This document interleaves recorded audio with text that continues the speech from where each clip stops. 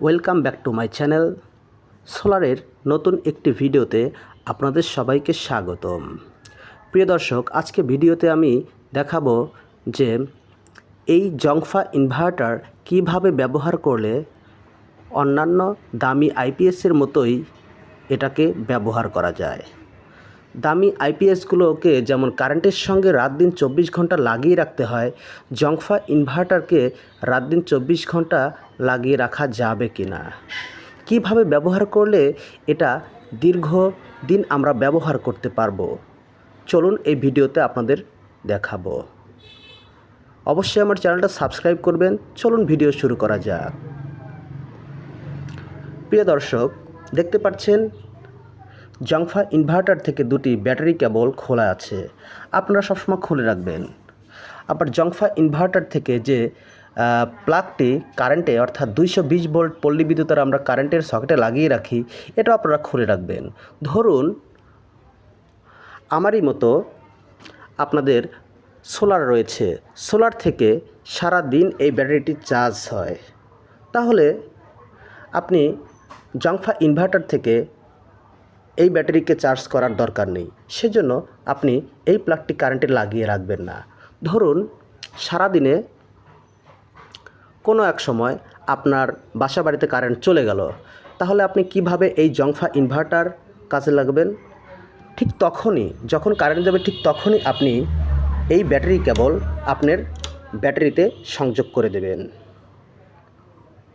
দেওয়ার পরে ঠিক আমি দেখিয়ে দিচ্ছি।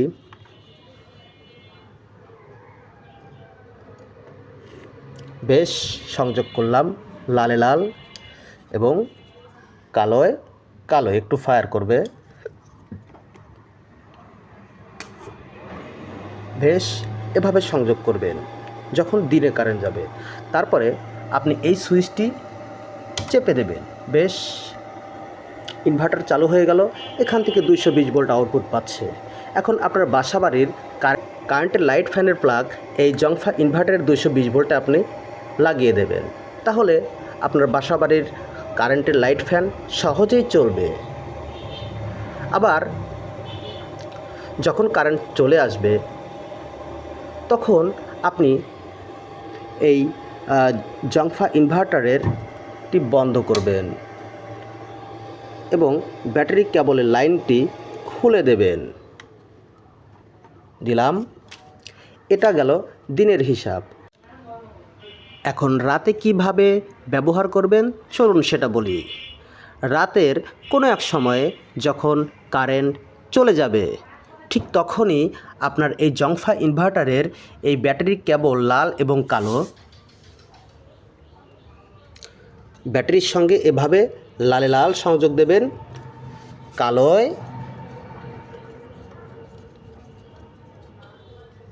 কালো সংযোগ দেবেন। বেশ দেবার পরে এই জংফা ইনভার্টারের সুইচটি চালু করবেন এবং আপনার বাসাবাড়ির যে লাইট এবং ফ্যান রয়েছে সেই প্লাগটি জংফা ইনভার্টারে লাগিয়ে দেবেন এবং অবশেষে আপনার 220 ভোল্ট থেকে 220 ভোল্টের এই কারেন্টের লাইনে আপনার জংফা ইনভার্টারের এই প্লাগটি লাগিয়ে দেবেন।